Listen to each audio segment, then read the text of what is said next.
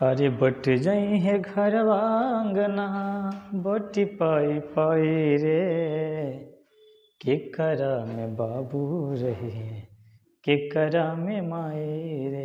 नमस्कार दोस्तों, आपका स्वागत है अपने यूट्यूब चैनल अपो दीपो क्लास ऑफ लाइफ पर। अभी चलते अपना दीपक स्वयं है ना, तो चैनल से जुड़ जाए। सबसे पहले तो आपसे हम सॉरी बोलना चाहते हैं क्योंकि वीडियो आपको 10 तारीख आने वाला था, लेकिन टेक्निकल इश्यू कारण नहीं आ पाया। तो चलिए हम लोग देखते हैं आज थर्ड पार्ट में क्या है।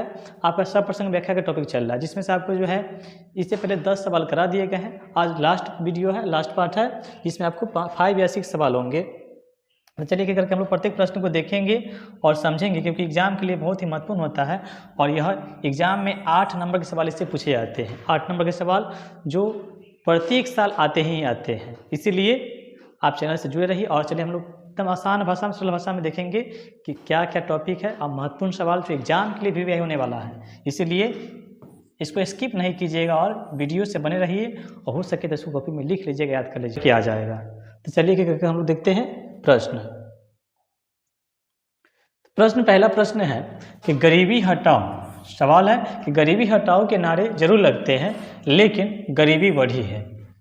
ये पंक्ति दिया गया है कि गरीबी हटाओ के नारे लगते हैं लेकिन गरीबी बढ़ी है, तो इसका अर्थ क्या है। तो प्रस्तुत पंक्ति क्या है देख लेते हैं कि प्रस्तुत पंक्ति जो है जयप्रकाश द्वारा रचित संपूर्ण क्रांति से लिया गया है। किससे लिया गया है? संपूर्ण क्रांति से। इसके लेखक है जयप्रकाश नारायण।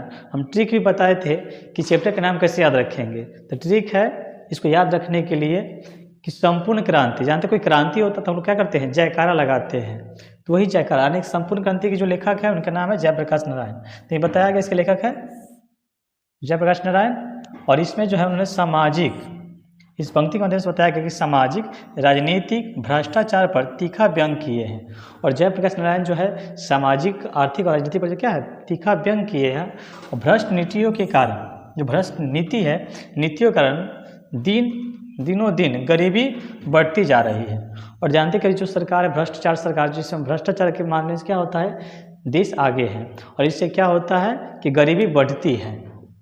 और नेता जनता के ठगने के लिए गरीबी हटाओ के नारा लगाते हैं। और कोई इलेक्शन आता है क्या, तो लोग कहते हैं कि देखिए कि हे माई, हे चाची, हे बहन, राहुल बेटा आयल बा, नेता नहीं आयल, राहुल बेटा आयल बा, ऐसे से वादा करते हैं और वादा करके भूल जाते हैं। नेता का तो वो प्रवृत्ति होता है कि वादा करते हैं, वादा करके भूल जाते हैं। एक गाना भी उसके निकला हुआ है कि तुम तो धोखेबाज हो, वादा करके भूल जाते हो। तो वही चीज़ है।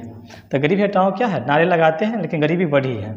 और विकास के नाम पर सैकड़ों योगदान बनाई जाती है, लेकिन सारी योजनाएं सिर्फ फाइल में ही दबकर रह जाती है। योजना बहुत सारी बनती है लेकिन फाइल में लिखित भी रहती है, उस पर क्या है, प्रैक्टिकल रूप से काम नहीं हो पाता है। और सारा धन नेता के घर पहुंच जाता है। जो योजना पास होकर आते हैं, क्या होता है, योजना पास होता है, आता है समाज की सेवा के लिए, कल्याण के लिए, गांव के विकास के लिए, लेकिन जो योजना होता है नेता गांव के विकास में, कार्यों में नहीं लगाते हैं और उसको क्या करते हैं, अपने घर पर ही अपने कामों में लगा लेते हैं। तो इस प्रकार जयप्रकाश नारायण बाबू ने आम जनता की नज़र खोलने के लिए सरकार की भ्रष्ट नीतियों का खुलासा किए हैं। और जयप्रकाश नारायण ने इस पंक्ति के माध्यम से बता दिए हैं कि नेता जो है बड़े बड़े वादे करते हैं, उसको भूल जाते हैं और क्या करते हैं, इलेक्शन के समय, जैसे वर्तमान समय इलेक्शन होने वाला है, बहुत सारे नारा लगेंगे विकास के नाम पर। लोग को क्या है, विकास के नाम पर ठगा जाएगा और लोग जीतने के बाद नेता जो है क्या करते हैं, अपना विकास करना शुरू कर देते हैं। इसीलिए नेता किसी का नहीं है। तो अगर आपको सवाल आ जाएगा लिखने के लिए तो आप आसानी से लिख सकते हैं कि इसमें क्या है, यह जयप्रकाश द्वारा रचित है, संपूर्ण क्रांति से लिया गया। इसमें क्या है, नेता के बारे में बताया, खुलासा किया गया तो कैसे भ्रष्टाचार सरकार जो है लोगों को कैसे जो शोषण कर रही है। क्लियर है, आगे बढ़ते हैं। नेक्स्ट है कि बिना फेरे घोड़ा बिगड़ता है और बिना लड़े सिपाही। बहुत अच्छा पंक्ति है। और यह जो लिया गया है उसने कहा था चैप्टर है, जिसके लेखक आपको यहाँ दिखा दिया गया है। प्रसिद्ध कहानीकार जो है चंद्र शर्मा गुलेरी द्वारा रचित है और चैप्टर का नाम है उसने कहा था। इसके लेखक है उसने कहा था चंद्र शर्मा गुलेरी। उसने क्या कहा था, तो इस चैप्टर हम लोग पढ़ चुके हैं पहली भांति। तो यहाँ बताया गया पंक्ति, बिना फिरे घोड़ा बिगड़ता है, बिना लड़े सिपाही। तो इसका अर्थ क्या है, तो इसमें लेखक ने घोड़े के उदाहरण के माध्यम से सैनिकों के जीवन युद्ध की महानता का सब समझा है। और घोड़े को यदि बहुत दिनों तक दौड़ने अथवा बोझा आदि उठाने के काम में लाया जाए और नहीं लाया जाए तो वह फिर क्या आता है, कामों को कठिनाई से करता है। और घोड़ा है, उसको अगर अभ्यास नहीं कराया जाए तो क्या हो जाएगा, वो अपने काम को सही ढंग से नहीं कर पाएगा और जो है वो अपने जो, जैसे घोड़ा क्या दौड़ता है, रनिंग ही काम करता है, तो उसको अपने अभ्यास को नहीं करने से वह भूल सकता है। सेम उसी प्रकार जो है अगर सैनिक को, जो सैनिक है, सैनिक को अभ्यास नहीं कराया जाएगा तो क्या होगा, अपने वह युद्ध क्षेत्र में पीठ दिखा के भाग आएंगे, क्योंकि उसके अंदर डर बना रहेगा युद्ध करने के समय में। इसीलिए उसको प्रत्येक समय जो है, प्रत्येक हमेशा अभ्यास कराया जाता है। तो घोड़ा समानता लिया गया है कि जिस प्रकार घोड़े को अभ्यास कराया जाता है ताकि वह रेस को जीत सके, उसी प्रकार जो है सैनिक को अभ्यास कराया जाता है कि वह युद्ध को जीत सके और पीठ दिखाकर नहीं भागे और डट कर सामना करे आतंकवादियों का। क्लियर है? वही चीज़ यहाँ बताया गया है कि वह अपनी हठधर्मिता दिखाने लगता है। घोड़ा अपने कार्यों को भली भांति करता है और उनमें अपनी हठधर्मिता न दिखाए। उसके लिए यह आवश्यक है कि उसे निरंतर फेरा जाना चाहिए। आगे है, उसके कार्य का अभ्यास से निरंतर कराया जाता है और अन्यथा वह बिगड़ जाता है। वही चीज़ पहले बताया आपको कि क्या है, अगर उसको हम लगातार प्रैक्टिस नहीं कराएं तो अपने आदत को बिगाड़ लेगा और वह काम करने से पीछा, मतलब रेसिंग में, रनिंग में नहीं दौड़ पाएगा। उस प्रकार सेना है, अगर उसका अभ्यास नहीं कराया जाएगा तो क्या होगा कि युद्ध के समय जो अपनी पीठ दिखाकर भाग चलेंगे और युद्ध सही से नहीं कर पाएगा, इससे क्या है, देश बहुत बड़े संकट आ सकता है। इसीलिए इसको हम समय समय से अभ्यास कराया जाता है। क्लियर है? और आएगा तो लिख सकते हैं आप आराम से। नेक्स्ट सवाल आपका है, बहुत प्यारा सवाल है।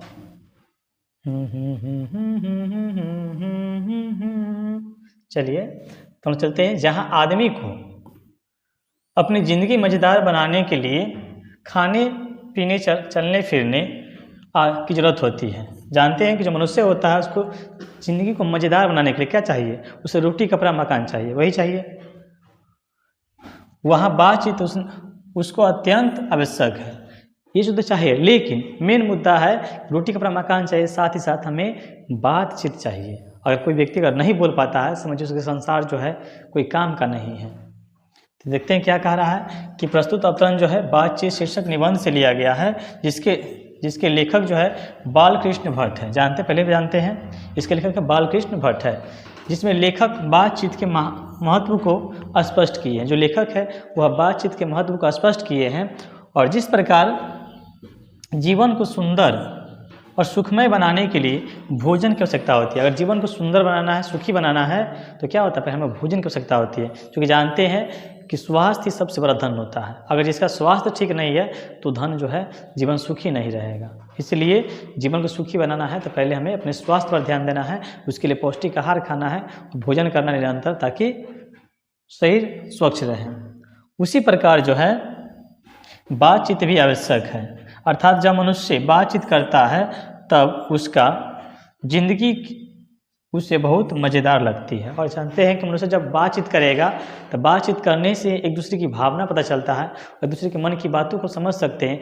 अगला क्या कहना चाह रहा है, उसकी मनोदशा क्या है, यह बातचीत से ही समझ सकते हैं। अगर बातचीत ना करे तो वह गूंगी संसार हो जाएगी और यह गूंगा संसार जो है कोई काम का नहीं होता है। क्लियर है? तो आएगा एग्जाम में तो आप लिख सकते हैं, एक बार देख लीजिए। स्क्रीनशॉट लेना है तो ले लीजिए स्क्रीनशॉट। नेक्स्ट आपका सवाल है, कितने क्रूर समाज में हम जहाँ श्रम का कोई मोल नहीं है, हम कितने क्रूर समाज में हम लोग रह रहे हैं जहाँ पे कोई श्रम का कोई मूल नहीं है, बल्कि निर्धनता बरकरार रखने का षड्यंत्र ही है। इसमें क्या निर्धन मतलब समझते हैं जिसके पास कोई धन का अभाव हो, जिसके पास धन नहीं हो, उसी को निर्धन कहा जाता है। देखते पंक्ति क्या है। तो प्रस्तुत पंक्ति जो ओम प्रकाश वाल्मीकि द्वारा रचित जूठन शीर्षक से लिया गया है और यह एक आत्मकथा है। सवाल आएगा क्या है ये? आत्मकथा, जिसमें लेखक ने शोषणपूर्ण क्रूर सामाजिक व्यवस्था पर गहरी चोट की है। और यहाँ बात हो रहा है मुख्य से दलित वर्गों की। दलित वर्ग के लोगों का बड़ी निर्ममता से शोषण किया जाता था। पहले के समय में क्या होता था कि दलित वर्ग जो होते थे उसको बहुत शोषण किया जाता था और उन्हें गरीब बनाए रखने का हमेशा कोई ना कोई षड्यंत्र किया जाता था ताकि वह उसका विकास न हो, उसका शोषण किया जाए और वह अपने जैसे स्थिर अपने अवस्था में वैसी अवस्था में रहे ताकि उसकी बराबरी में ना आ पाए। कठिन परिश्रम करने के बाद भी उन्हें गरीब बनकर जीना पड़ता था। इसलिए कवि बोले हैं कि कितने क्रूर समाज में रह रहे हैं हम जहाँ श्रम का कोई मोल नहीं है। और जो जानते हैं कि जो पहले के जो नियम था, लोग को बड़ा मनाया जाता था धर्मों से, कर्मों से नहीं। धर्म जो है, धर्म सबसे बड़ा धर्म था, कर्म नहीं था। लेकिन जब हमारा संविधान बनकर तैयार हुआ और जो इसको लिखे हैं, संविधान को लिख दिए डॉक्टर भीमराव अंबेडकर, बाबा साहब डॉक्टर भीम अम्बेडकर द्वारा संविधान को लिखा गया, उसमें सबको समानता का अधिकार दिया गया। और यहीं से जो है दलित वर्गों का उत्थान हुआ, उसका विकास हुआ। इसीलिए गाना भी है कि जिसने बनाया संविधान भीम मेरा नंबर 1 है। तो जो क्या था, ये संविधान बना के और देश को चमका दिए, देश की व्यवस्था को बरकरार रखे, जो दबले कुचले लोग थे उसको उत्थान किए और सब अभी क्या जानते कि सब अभी बराबरी पर चल रहा है। तो ये अधिकार हमें संविधान देता है। इसीलिए सबसे बड़ा देश में कुछ है तो वह धर्म से बड़ा है तो वह है संविधान। क्लियर है? आगे बढ़ते हैं। धर्म का भी अलग मान्यता, लेकिन संविधान धर्म को लोग मान्य करते हैं, संविधान के अनुसार ही करते हैं। तो आगे हम देखते हैं नेक्स्ट सवाल क्या है। देखिए यहाँ पर सवाल है कि हंसते हुए मेरा अकेलापन, हंसते हुए मेरा अकेलापन। चलिए, तो हंसते हुए मेरा अकेलापन के लेखक जो है, सही है, हंसते हुए मेरा अकेलापन बोल दिए हैं, हंसते हुए मेरा अकेलापन। हाँ चलिए, हंसते हुए मेरा अकेलापन की जो है चैप्टर है। क्या कह रहा है पंक्ति कह रहा है कि एक कलाकार के लिए निहायत जरूरी है कि उसमें आग हो और खुद ठंडा हो। एक कलाकार जो होता है उसके अंदर आग हो, लेकिन वह उसका मन ठंडा होना चाहिए। अगर क्या मन भी आग बबूला हो जाएगा तो अपनी कला को प्रदर्शन नहीं कर पाएगा। अर्थात अपने आप पर प्राउड घमंड नहीं करना कि हम सब चीज़ हम ही कर सकते हैं। वही बताया गया है। प्रस्तुत पंक्ति मलयज रचित हंसते हुए मेरा अकेलापन से लिया गया है और लेखक ने मलयज ने अपनी डायरी में एक कलाकार जिसका नाम कलाकार की मनोदशा का चित्रण किए। जो मलयज साहब है उसने क्या किया, अपने एक डायरी चैप्टर से, इस चैप्टर का नाम है डायरी लिखने का शौक था। उन्होंने क्या किए, एक कलाकार की मनोदशा का व्यक्त किया। इसमें लेखक का कहना है कि एक कलाकार के लिए जरूरी है कि उसके दिल में आग हो। उसके दिल में क्या होना चाहिए, आग होना चाहिए कुछ करने की, उसमें कुछ कर गुजरने की क्षमता हो। वो जब भी कुछ रचना करे तो उसका अर्थ आग के समान होना चाहिए। कुछ ऐसा रचना कर दे जिससे क्या किसी को मोटिवेशन मिल जाए। लेकिन अभी के देखते हैं भोजपुरी जो कलाकार होते हैं कुछ भी गा के चल जाता है, क्योंकि हिंदी गाना में क्या बहुत पावर होता था, वो हमें संदेश देता था। तो कला होता, कला ऐसा हो जो जीवन की दशा को बदल दे, देखने से लोगों को सीख मिले, तो ये चीज़ था। साथ ही एक कलाकार दिमाग से शांत प्रकृति का होना चाहिए। जो पहले बता दिए हैं कि अंदर में आग होना चाहिए दिल में, लेकिन उसका मन शांत होना चाहिए, तब जाके कला का प्रदर्शन होगा। तो ये चैप्टर से लिया गया है। हंसते मेरा अकेलापन से लेखक है मलयज जी और यह डायरी चैप्टर। क्लियर है? आगे बढ़ते हैं। अगर पंक्ति आ जाएगा तो आराम से लिख सकते हैं, स्क्रीनशॉट लेना ले लीजिए। चलिए नेक्स्ट सवाल है आपका। नेक्स्ट है, होल्ड कीजिए थोड़ा।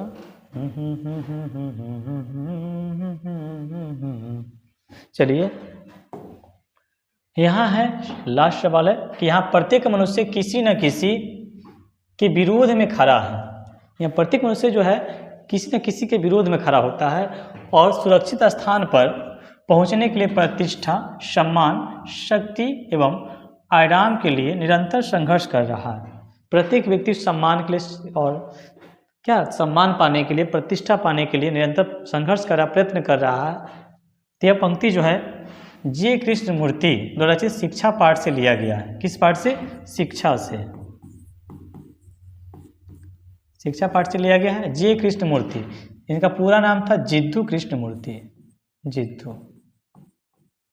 जिद्दू कृष्णमूर्ति आएगा, पूछा जाए अगर ऑब्जेक्टिव टाइप क्वेश्चन तो बता दीजिएगा।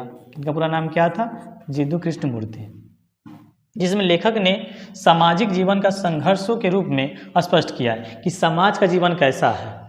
आज का देश समाज ऐसा है जिसमें व्यक्ति अपने सुख शांति प्रतिष्ठा के लिए लगातार संघर्ष कर रहा है। और जो आज का समय चल रहा है कि व्यक्ति अपने जीवन में सुख शांति प्राप्त करने के लिए बहुत ही संघर्ष कर रहा है और संघर्ष करना पड़ रहा है।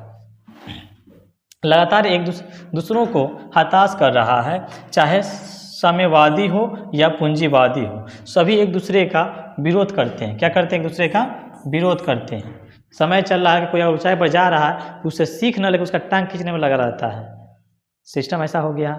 अब कोई व्यक्ति चले ऊंचाई पर चढ़ गया, कोई संकट में है, तो लोग क्या करते हैं उसको हेल्प नहीं करके उसका मजाक उड़ा देते हैं। मान लीजिए कैसा कोई व्यक्ति जा रहा है बाइक से और अचानक गिर गया, तो लोग क्या उसको उठाएंगे नहीं, देखेंगे क्या समस्या है, जाके सेल्फी लेना शुरू करेंगे, देखिए था ओ माय गॉड देखिए तो गिर गया हुआ है। इस तरह जो है वीडियो बनाना शुरू कर देंगे, उसकी सहायता नहीं करेंगे। तो ये चीज़ है। और विरोध या संघर्ष का उद्देश्य से एक दूसरे को विरोध करना है।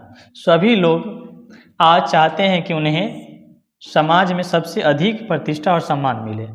सब चाहते हैं कि हमें समाज में प्रतिष्ठा सम्मान मिले, लेकिन कोई संघर्ष करना नहीं चाहते हैं और प्रयत्न करना नहीं चाहते हैं। बस एक दूसरे को देख के टांग खींचने में लगे हुए हैं, एक दूसरे के विरोध करने में लगे हुए हैं। ये चीज़ है। इससे क्या होता है? समाज की प्रगति नहीं होगी, उस व्यक्ति का प्रतिष्ठा नहीं बढ़ेगा। इसके लिए हमें कड़ी मेहनत करना पड़ेगा। तो चलिए आगे देखते हैं। चलिए आज के लिए इतना ही। तो लास्ट में जाने से पहले चैनल को लाइक कर दीजिए, सब्सक्राइब दोस्तों को शेयर कर दीजिए और चैनल से बने रहें, जुड़े रहें। धन्यवाद।